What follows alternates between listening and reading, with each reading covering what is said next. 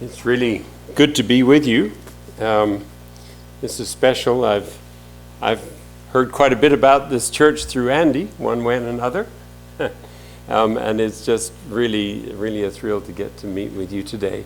I did hear from Andy over yesterday, and things have gone well for him. He says it's been an incredibly difficult week in a lot of ways, but it's gone well for him, and he was thanking the Lord for that. And so that's really good news, good to hear. I'd like us to look at a passage of Scripture. It's a little bit of a longer passage, but it's a story. So do you all like stories? I like this story, okay? And a couple of things I wanted to tell you about it. First of all, it's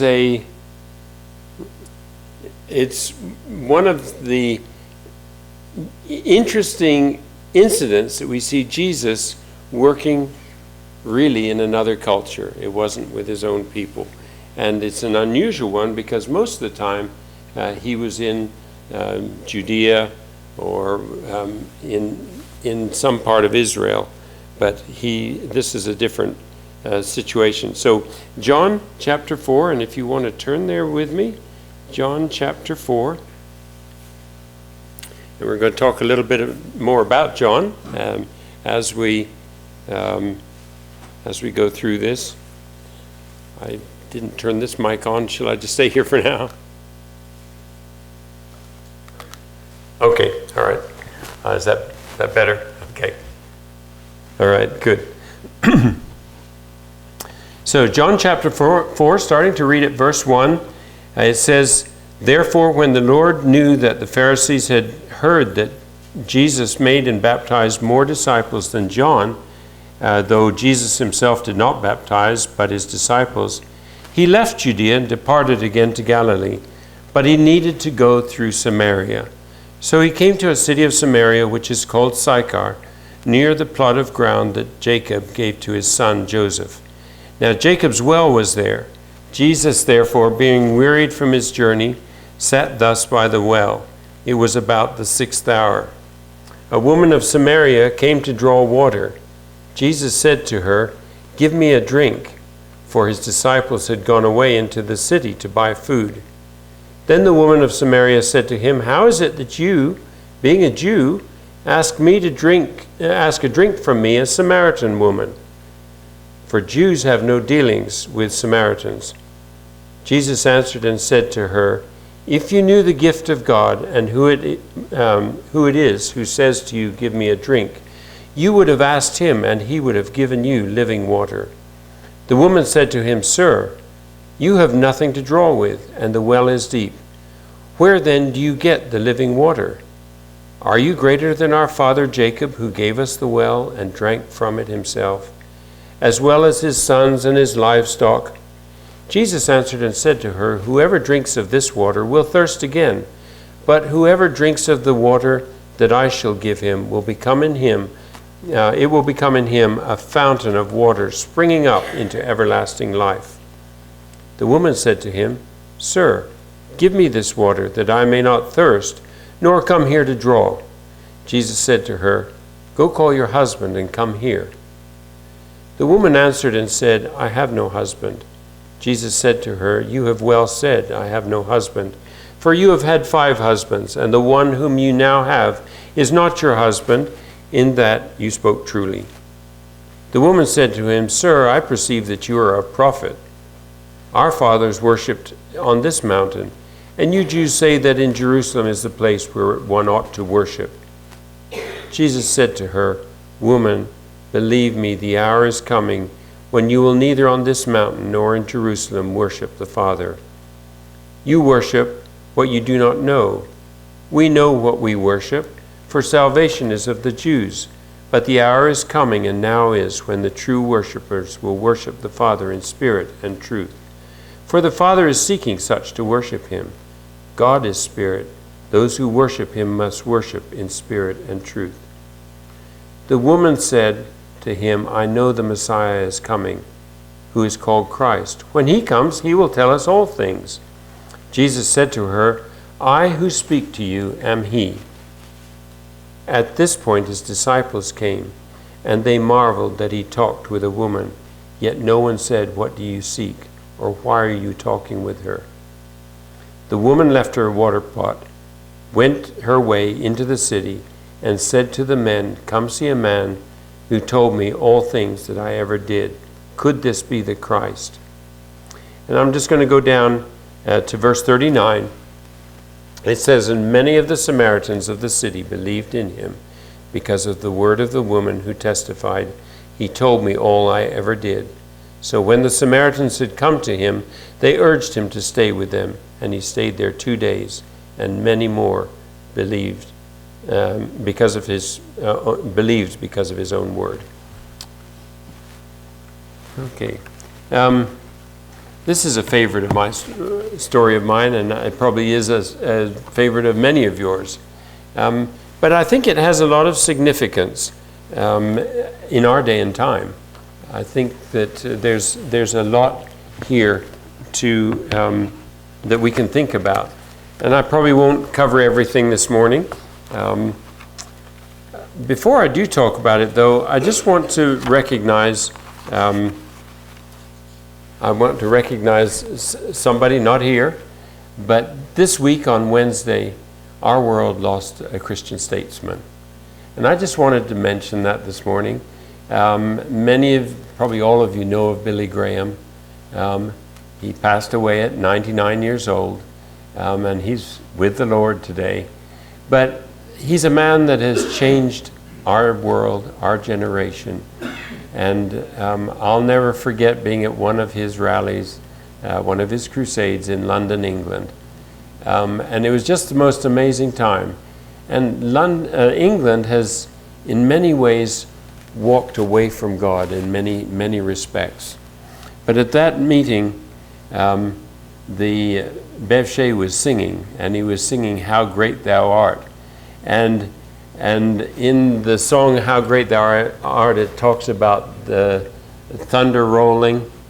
And right as the thunder rolled, and right as he sang that, the thunder rolled and actually blew out some of the PA system. It was that close, the lightning hit right there. And he just repeated that line and kept going. And it was just amazing. And I was working with a program in London at the time, and I had taken some of my students with me to that meeting. And one of them was an agnostic, but he was curious, and he went along. And at the end of the service, when Billy Graham gave an invitation, probably sang the song that's on our list for the last song today, and I'm glad somebody chose that one. There's probably more people come to the Lord with that song being sung at his crusades than any song in our hymn book, probably. But they were singing "Just As I Am," if I remember correctly, and people started streaming down from the pews in that stadium. The largest crowd that had ever been in that stadium was there, and the media didn't even mention it. It said something, but thousands came forward that night. And one of the student that had come along with me, very intellectual person, he said, "What did he say that made all those people come down there?" And I just said, it was the Spirit of God working, and he didn't understand what I was saying very well, but it was an amazing sight. So I just wanted to thank God for a man like that in our day and time, and we need to pray that God raises up another man to take his place. Never will quite take his place, but a man that lived in the public eye for decades and lived with integrity. He wasn't embroiled with scandals and money and all of the rest of it. He was a man that lived for God and lived with integrity. And I just appreciate being able to know, at least have known something of him in my lifetime. And I wanted to give a little tribute to that. I want to go back to the woman at the well. when I was a child, I actually grew up in India. And for those of you, I guess I should at least introduce myself a little bit. I grew up as a mish kid. Do you know what a mish kid is? I'm a missionary child. Grew up, and so missions has been a part of my life, my whole life, because my wife and I married, we went back into mission work, and we were working back in India for a while, and then the bulk of our time, we were in Honduras for a little while, and then we went to Kenya and were there for 13 years before we came back to Kentucky, where our kids have settled. But during my growing up years, so we were working with eye care, and I talked a little bit about that in the Sunday school time, and I'll probably make some mention of it during this time too. But when I was growing up, one of the vivid memories that I have just etched in my brain, India is a dusty country, and dust makes for beautiful sunsets. And so I can remember many, many evenings just stepping out, hot day, but as the cool air sort of settled in and the sunset came up, those just vivid, beautiful colors. But one of the things that happened many times about that time, until I was 7 years old, we lived in the village area in India. And so we didn't have a lot of things. We didn't really have running water. We had somebody would bring our water, and we'd get somebody to bring our water from the local well or wherever. But one of the things etched in my mind was those evenings and going down somewhere near the local well. We don't have wells like that here. Most of the wells here are little narrow tubes about this big around, and some of you older folk probably remember well buckets that were about 4 feet long that you sent down in those. But in India, the wells are open wells. In fact, some of them are big enough. I remember one that was about the diameter of this church that we used to go swimming in. It had stone walls, and there were steps going down it, and you picked your step and you jumped in, and there was probably 30 feet of water in that well. And a wonderful place to swim on a hot day. But we loved it. And they would irrigate out of those wells, and most of the crops that were grown in that area of India were grown with irrigation. But the women would go down to the well at night. And there was always a lot of buzz and talk about what had happened that day.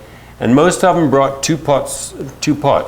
And in India they have a lot of brass pots. They're just beautiful. And the women would take their saris. You've seen their saris, beautiful saris. But they would take the shawl of it and wind it up on their head, make a sort of a cushion, and they'd put the one pot on top and one pot on their hip. And that's how they would go down to get their water. And then they would fill those two pots with water, and there'd be a rope there with a little pulley, and they'd let the rope down, pull up the water, and then they would fill one jug, and then they would do the other one, and they'd take turns getting the water at night and taking it back to their homes. It was cool, so carrying water felt better. A lot of times it would spill sort of onto their clothes, and I'm sure it felt good because it was hot weather. And so it was a refreshing time. But it was always the women that came. There were no men there. But it was a good time to catch up, I won't say on the gossip, but on what had happened that day. Jesus had been tired from his journey, and he came to the place called Sychar. It's also the place that in the Old Testament is known as Shechem.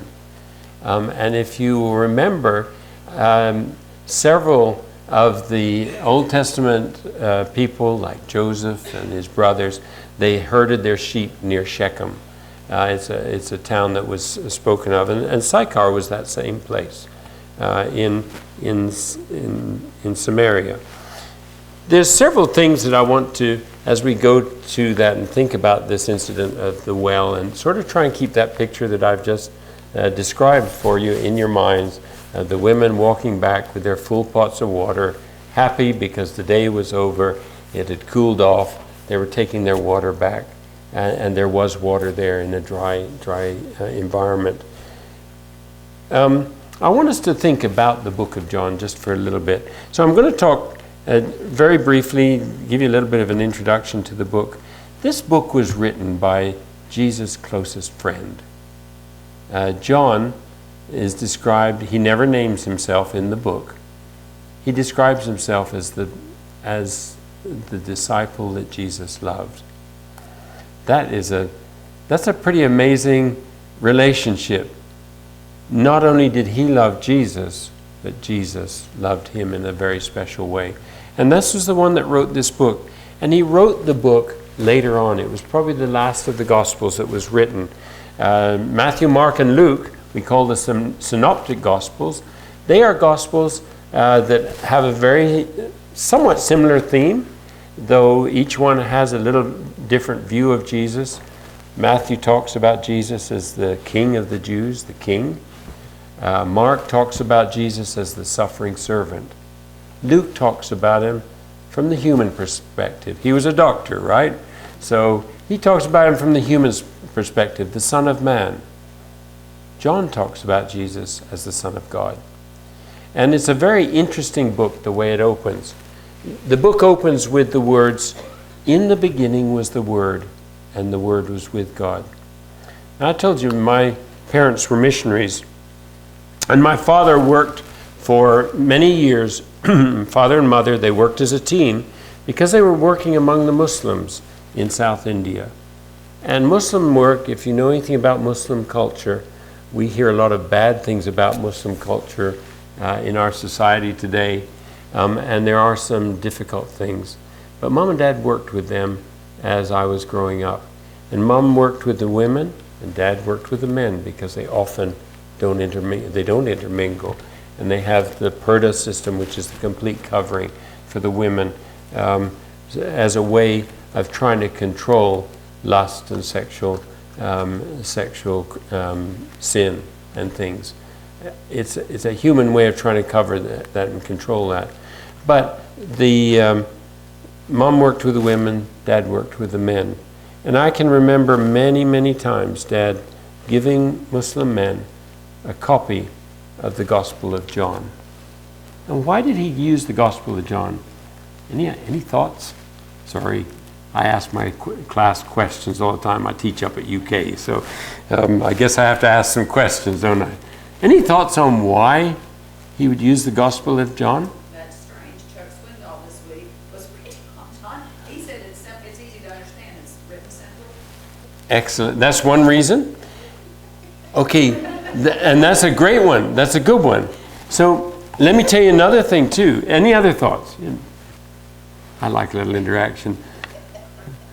We pastored for a while, and the part I didn't like about pastoring was there wasn't a lot of interaction between the pulpit and the congregation. But that's good. I found you all were an interactive group this morning, so that's good. That was nice. So what happened here was that the book of John starts, "In the beginning was the Word," and the word Jesus is not mentioned for quite a while down. So the Muslims believe that Jesus was a good man, a great prophet, but not the Son of God. And that's where we come into direct opposition with Muslim culture and Muslim thinking. The book of Mark starts out with the words, "The Gospel of Mark, servant of Jesus Christ, the Son of God." How far do you think a Muslim would read into that gospel? That's the end of it right there. Okay.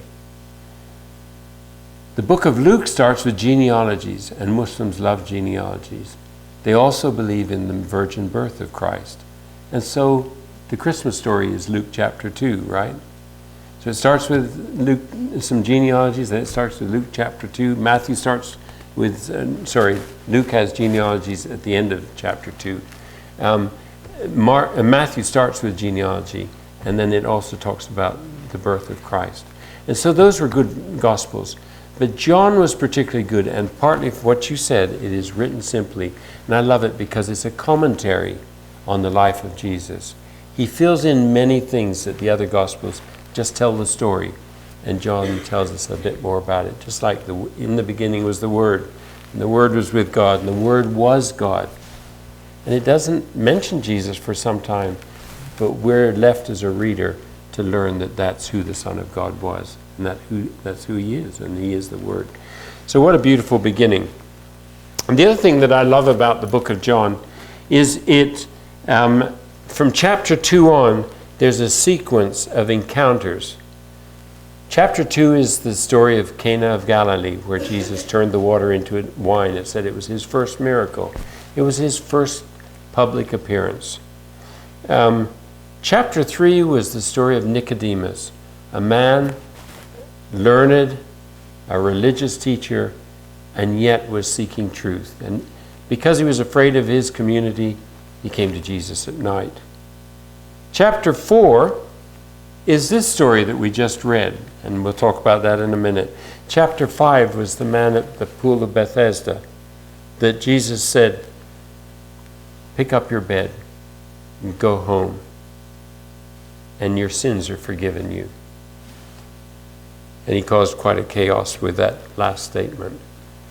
The next chapter was the feeding of the 5,000. Chapter 8, that was 6. 8 was the woman caught in adultery. 9 was the man born blind. So some interesting encounters that we see through the book of John, of personal encounters that John remembers of how Jesus dealt with people on a very personal level. As we look at the story of the Samaritan woman, I want to look at several things. The first was Jesus had an opportunity. It was an opportunity that he picked up on. You know, one of the things that I find in life is there's usually a window of time that we can do something. There's an opportunity. And many times if we don't take that opportunity, when that window of time is there, we often lose that opportunity. I'll never forget the meeting a man that I'd worked with as a patient, and I talked with him, and he was sick with cancer, and God prompted me to talk to him about the Lord. And I was hesitant because I just wasn't sure what to say. I hadn't communicated well with him. And I said a few things, but I didn't really share the gospel of Christ with him in a very simple, clear way. The next morning, that man passed away. And I've thought many times since that I had a window of opportunity that I didn't take well. And I don't know what that man knew or didn't know about Jesus, but I trust he isn't living in eternity without Christ today. That's a sobering thought. And we all have those opportunities in life. We have a window of time, a window that closes at some point, whether it be a window with our children, whether it be a window with a colleague at work, whether it be a window that we have an opportunity to meet with a stranger and maybe share something of our faith with them. It says Jesus had to pass through Samaria. Now that's a very interesting statement to me, because most Jews, when they went from Judea up to the north, up to the Galilee area, they didn't go through Samaria. They went on another route because there was a lot of prejudice there. Do you know any communities that might have some prejudice today? I do. We've struggled with that this last couple of years, haven't we? It's been a renewed topic and issue in our country. The Jews didn't go through Samaria. They looked down on the Samaritans. The Samaritans were people that had been left behind when Israel was taken into captivity by the Assyrians. They were left behind. They were probably the people that the Assyrians thought, they don't amount to anything. These aren't the learned people. They're not the ones that are going to make money. They're not the ones we can do something with. We'll just leave them. They intermarried with the Assyrians, and in that process, with some of the Assyrians and some of the local people that were left, and in that process, of change, they also let their trust and their faith in God change in a different way. And they developed their own place to worship. Their theology changed. They didn't have true Jewish theology. A lot of things changed for them. And so the Jews looked down on them. They didn't know stuff right? They were culturally and by birth, their heritage was somehow tainted in the Jewish mind, and so they looked down on them as second-class citizens, as inferior to themselves. And so they never went through Samaria. They went another route. But it says Jesus had to go through Samaria. And I think this speaks, and as you look at the words, I looked up some of the references, it has the idea of compulsion, something that he was concerned and needed to do. And so he went through Samaria. And I believe it was because he had a mission. He had something to do there that if he'd gone the normal route, it wouldn't have happened. When he got there, he was tired. I think, many times we lose our opportunities in life because we're tired. We overwork, we overplay, we don't sleep enough, we stay up watching TV too long, and we sometimes miss our windows of time and our opportunities because emotionally and mentally and physically we're not prepared. We don't keep our lives in a structured form that God can use, and we lose those points of opportunity. But Jesus was traveling. He was physically tired. He came to this point, and his disciples, they were hungry too. It's interesting, he stayed behind. I don't know if God had shared with him, his Father had shared with him what some of his mission might be that day. But the disciples went on into town. They were hungry, and they were going to go buy something to eat, right? And so they went on into town to get something to eat. And he was alone. And this woman came there. Now, do you remember when I said the women were at the well in India when I was a kid? They came in the evening after the day's work was done. They came to get their water and go home and settle for the night. This woman came at midday. She came alone. And that says a lot about what was happening here. She was somebody that wasn't accepted by her community. She came at the hottest time of the day, a time that she probably thought nobody else would be there, and she could kind of slip in, get some water, and go home. Jesus was there.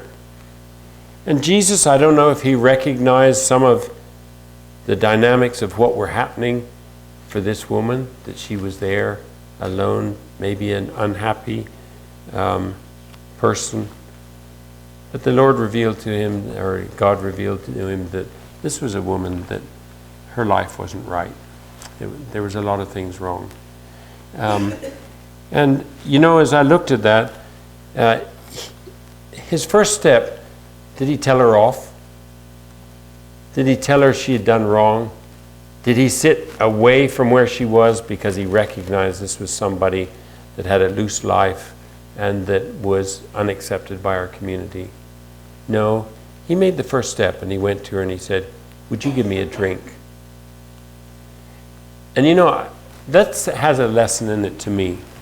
Many times if we want to reach somebody for the Lord Jesus, we want to share salvation with them, sometimes we need to go to them and express our own need and let them have an opportunity to help us, to be a part of our life. And that's what Jesus did. And I think that is a significant part of this story, that Jesus was there. He had a need. When we're in medical work has been a wonderful avenue to share Christ with people. Because if I'm an evangelist, or I'm a pastor, or I'm doing God's work, I'm teaching in a seminary or something, I usually I have to reach out to somebody. But in medical work, people come to you with a need that they already have. They're sick, they got a fever, they got an earache, they're blind, whatever, and they come to you because they have a need. And when a person comes with a sense of need already, it's often an opportunity that you can share with them their deeper need. And I'll never forget that I was sharing with the Sunday school the man that was in our ward, and we did cataract surgery on him, and he came back again for the second eye. And the second time he was in the hospital, this was a couple of weeks later, a month later or something, he said, the first time I got my sight back and I was able to see again. He said the second time my heart got sight. I was able to see spiritually. And he'd come to the Lord through the ministry of another patient in the ward, which was just an amazing story. But he'd come to the Lord through that. And I think many times through ministry, when we are involved in people's lives where they have physical needs or whatever, when we approach people on an everyday, day-to-day level, help dig their garden, help with some of their home care, relieve them for a day or so. There's many things that we can do if our eyes are open to look for those things. It gives us an opportunity many times to share the things that are deepest and nearest to us of our faith in Christ. So she had a need. Jesus also had a need. And then he went on and took that opportunity. He said, if you knew the gift of God and who it was that's talking to you, you would have asked him for a drink. And she said, how's that? You don't even have a rope. And you're asking me for a drink anyway. And she picked right up on that. When he then addressed her real need down deep, he didn't just tell her right off. He asked her to do something. Go call your husband. And she was embarrassed by that. And he went ahead and he said, I know what's going on. And there are many people in our lives around us that are in this very situation. Their relationships are in a mess. Either because of marital problems, because of drugs, whatever. And more in our rural communities, these people are coming into our lives. Our own families are touched by divorce and unfaithfulness. They're there. Jesus touched on that. He said, go call your husband. But as I've looked through Jesus' life, and I mentioned all of the different encounters. Do you see through those encounters the way Jesus dealt with people? He was straightforward. He didn't deny that sin was there. In fact, he addressed it with many of those encounters that we see in the chapters of John.